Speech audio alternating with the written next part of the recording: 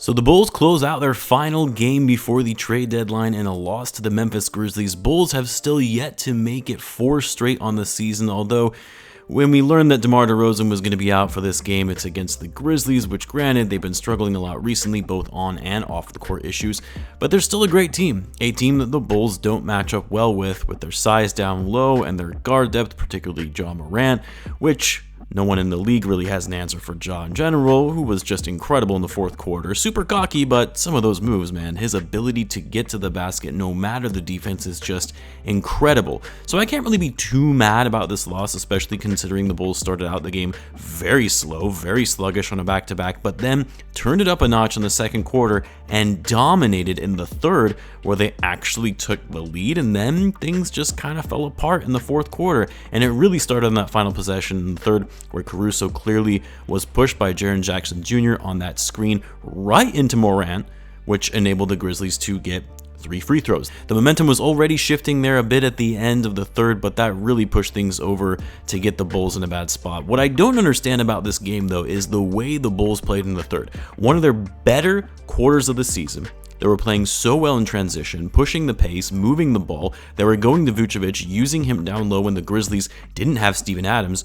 Vuce has a phenomenal third quarter, both on the rebounding and scoring front. They outscore the Grizzlies 36-23 in that quarter, and then in the fourth, it was like the game plan went out the window, slowed down the pace, weren't going to Vucevic. It also didn't help that the Bulls simply could not hit their shots. I mean, this was one of the worst shooting games from the Bulls we've seen this season. 37% from the field, 7 for 35 from 3 at 20%. And they were also terrible from the free throw line, shooting 18 for 27. Zach Lavine was 10 for 17 from the line himself. Did a great job at getting to the line tonight, but couldn't actually knock them down. To be honest, looking at those numbers, it's actually a shock that the Bulls were really in this game all the way down to the final 3 or 4 minutes.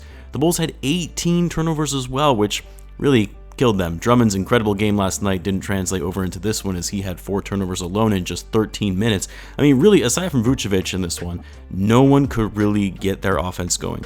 Zach Lavine, yes, had 24 points, but was 2 for 7 from 3. As I said, missed a lot of free throws, 5 rebounds, only had 1 assist. Caruso struggled with his shot, going 1 for 5. Dragic 0 for 4. Coby White 1 for 8, 0 for 5 from 3. He couldn't get anything going after having that great game off the bench last night. Patrick Williams, I will say, he's been looking so much more comfortable and confident out there on offense. Still has some bad plays here and there, passes up on shots he should have taken, but the way he's working downhill, driving to the basket with force, throwing down dunks, that's not the passive Pat we once saw at the beginning of the season. He's also been passing the ball a lot better court vision when he's out there. I know he only had 2 assists tonight, but he would have had more if guys were actually able to hit their shots. He was dropping in dimes, some nice dimes in the paint. So not necessarily the best game for Pat, as he went 4 for 10, 0 for 3 from 3, 9 points, 5 rebounds, but what we have been seeing from him more recently over the past month or so has been very encouraging. Dosunmu actually had a decent game as well. I shouldn't say his offense was bad. He had 14 points